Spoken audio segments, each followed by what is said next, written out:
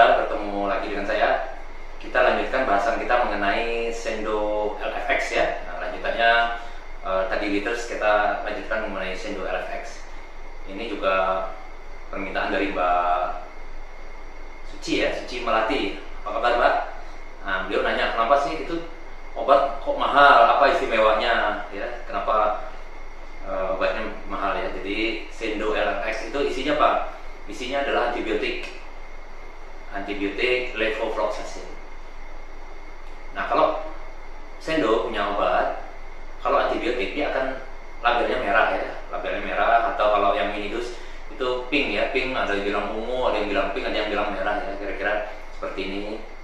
Nah, itu antibiotika aslinya. Kalau yang kuning itu mengandung steroid, misalnya Sendositrol, Posok, Epred, Polidex gitu, dia akan kuning ya. Tapi kalau merah dia akan artinya mengandung antibiotik ya. Nah, antibiotik yang terkandung adalah levofloxacin. Nah, levofloxacin ini obat yang relatif baru ya golongannya ya. relatif baru. Itu golongan quinolone, tepatnya golongan fluoroquinolone. Nah, golongan obat fluoroquinolone itu istimewa ya kalau di sakit mata. Karena apa? Karena dia daya tembus ke matanya itu bagus ya, sehingga dokter sangat suka menggunakan golongan yang dari quinolone ini ya, golongan fluoroquinolone ini. Jadi akan sering kita temui dokter-dokter kalau ada infeksi ya, akan memberikan obat dari golongan ini. Jadi obat ini memiliki spektrum antibakteri yang cukup luas ya, baik yang istilahnya itu gram positif maupun gram negatif. Jadi kuman itu kalau di bawah mikroskop kita cek, kita kasih warna dia biar kelihatan. Nah, kalau warnanya dia biru ya, boleh dikatakan biru gitu ya, berarti dia golongan gram positif. Kemudian kalau dia warnanya, kumannya itu, bakterinya itu merah, itu kita golongkan ke gram negatif. Itu masing-masing memiliki sifat sendiri-sendiri ya. Dan biasanya antibiotikanya pun ada yang cenderung untuk gram positif, ada yang cenderung untuk gram negatif. Nah, untuk LFX ini yang mengandung levofloxacin itu hampir luas ya, hampir spektrumnya positif iya, negatif iya ya. Tapi yang utama dia itu gram negatif utamanya. Tapi banyak juga bakteri-bakteri gram positif juga bisa mati dengan kuman ini, sehingga dokter banyak menggunakan obat jenis ini. Nah, karena ini antibiotik, indikasinya apa? Tentu kalau ada infeksi bakteri ya, infeksi bakteri yang terutama yang ganas-ganas tuh, misalnya pulpus kornea seperti ini, korneanya kena infeksi entah menggunakan softland atau dari kelilipan dari benda asing lain terus infeksi seperti ini, pasti dokter juga banyak memilih antibiotik golongan quinolone ya, karena spektrumnya luas, daya penetrasinya ke dalam tuh bagus ya. Nah, kalau ringan biasanya dokter tidak memilih golongan quinolone, jadi ada pilihan lain yang lebih ringan ya. Kemudian dia bersifat bakteriosida, jadi dia bisa membunuh kumannya, bukan hanya menghambat pertumbuhannya, tapi dia akan membunuh kumannya dengan merusak DNA dari kuman, sehingga kuman mati ya, tidak bisa berkembang biak. Kemudian indikasi yang lain adalah kalau dokter melakukan operasi, terutama operasi katarak ya, operasi glaukoma. Jadi walaupun tidak ada infeksi, dokter akan memberi obat setelah operasi ya. Bahkan untuk katarak biasanya sebelum operasi 1 hari kita sudah mulai kasih ya, untuk sebagai profilaksis untuk mencegah infeksi pasca operasi. Jadi obat yang kita pilih juga golongan dari quinolone, salah satunya levofloxacin ini. Jadi selain untuk mengobati, juga untuk profilaksis kalau ada tindakan-tindakan operasi mata ya. Kemudian yang perlu diperhatikan apa? Jadi karena dia antibiotik, jadi harus menggunakan resep dokter. Jadi kita kalau beli sendiri ini biasanya nggak boleh sama apotek ya. Wah, masa mau beli itu katanya bagus, kamu mau beli. Oh, tentu apotek minta resepnya mana ya? Karena antibiotika itu tidak boleh digunakan secara sembarangan, serampangan ya. Yang kita takutkan penggunaan antibiotik yang tidak tepat indikasinya, tidak tepat dosisnya adalah kumannya jadi resisten, kumannya jadi kebal, sehingga kalau kita infeksi suatu saat atau siapapun yang kena infeksi suatu saat, karena sudah kebal dengan obat ini, kita obatin itu tidak akan sembuh ya, tambah parah. Dan ini obat-obat golongan, kalau kita lihat urutan prioritasnya, ini lini ketiga. Jadi obat quinolone, fluoroquinolone itu lini ketiga, artinya kita harus menggunakan obat-obat yang lain dulu ya kalau ada infeksi. Nah ini obat quinolone ini termasuk yang lini ketiga.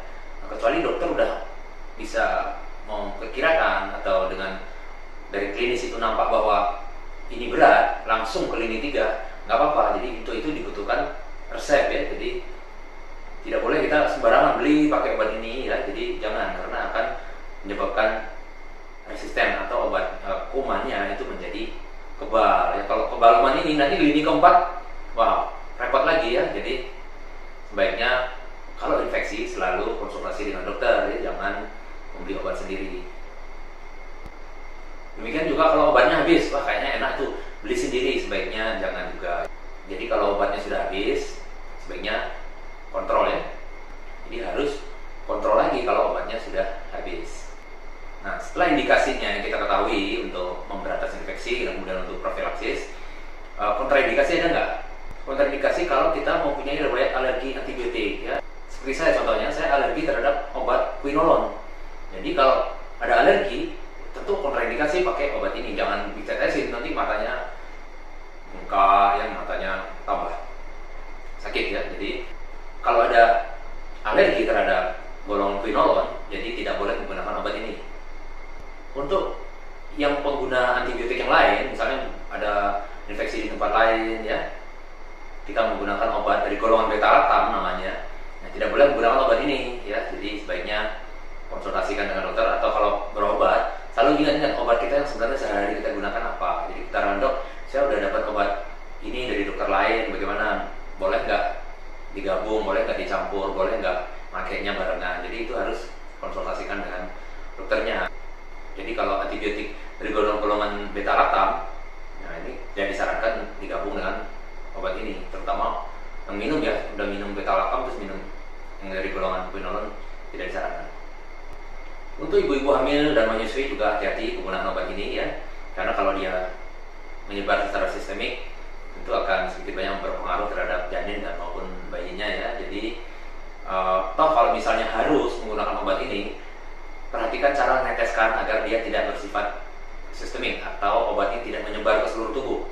Bisa ditonton video saya yang lain bagaimana cara meneteskan obat, selain agar tidak pahit juga tidak menyebar ke seluruh tubuh. Jadi untuk ibu hamil misalnya atau menyusui, kalau misalnya harus tidak ada pilihan ya, dari sakitnya misalnya infeksinya harus pakai ini, jadi pergunakan atau teteskan dengan teknik yang sudah saya jelaskan pada video sebelumnya ya. Kemudian cara penggunaan, berapa kali boleh diteteskan itu tergantung berat ringannya penyakit dan letak infeksinya di mana, apakah bersifat profilaktik ataupun terapeutik ya, pengobatan, terus derajat infeksinya sejauh mana. Jadi dokter akan menentukan berapa kali akan dipakai. Jadi untuk infeksi yang berat bahkan dokter menyarankan untuk ditetesin setiap jam. Kemudian agar efeknya juga maksimum ya, menetesin obat agar berkhasiat obatnya meresap bagus, juga jangan lupa tonton video saya sebelumnya. Jadi kalau ditetes jangan dikedip-kedipkan langsung, jadi obatnya akan terbuang keluar. Jadi setelah kita tetesin ya, kelopak bawahnya kita tarik, kita tetesin itu langsung merem dulu selama 1 menit, memberikan kesempatan obatnya menggenang di sana dan meresap ke dalam mata ya. Jangan buru-buru dilap, di tisu ya, baru kedip-kedip ya. Jadi biarkan dia menggenang di situ selama minimal 1 menit. Jadi membuat efek obatnya itu maksimum masuk ke dalam mata. Obat ini ada efek sampingnya nggak? Tentu semua obat ada efek sampingnya ya. Jadi kalau penggunaan obat ini kemudian timbul kemerahan, rasa pedas, rasa terbakar, itu sebaiknya konsultasi ke dokternya. Obat ini harus dilanjutkan apa tidak ya. Kalau tidak dilanjutkan harus ada penggantinya. Misalnya tidak cocok obat ini, harus ada penggantinya. Jadi ketika timbul reaksi penggunaan obat ini, sebaiknya ke dokter lagi, konsultasi lagi, dok saya reaksinya begini pakai obat ini. Nah, sehingga dokternya bisa memutuskan, oh tidak apa-apa diteruskan, atau wah ini harus diganti. Jangan kita stop tapi kita tidak kontrol, sehingga kita tidak mendapatkan antibiotik yang seharusnya, sehingga kumannya akan berkembang biak dan cepat merusak mata ya. Jadi kalau terjadi reaksi harus segera kontrolnya, jangan wah ini saya nggak cocok obat ini, udah berhenti aja, tapi nggak ada penggantinya, sehingga kumannya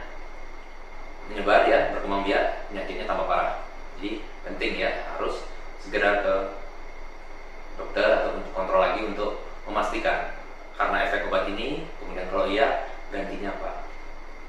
Ya demikian pembahasan kita mengenai Sendo LFX. Jadi ini adalah antibiotik.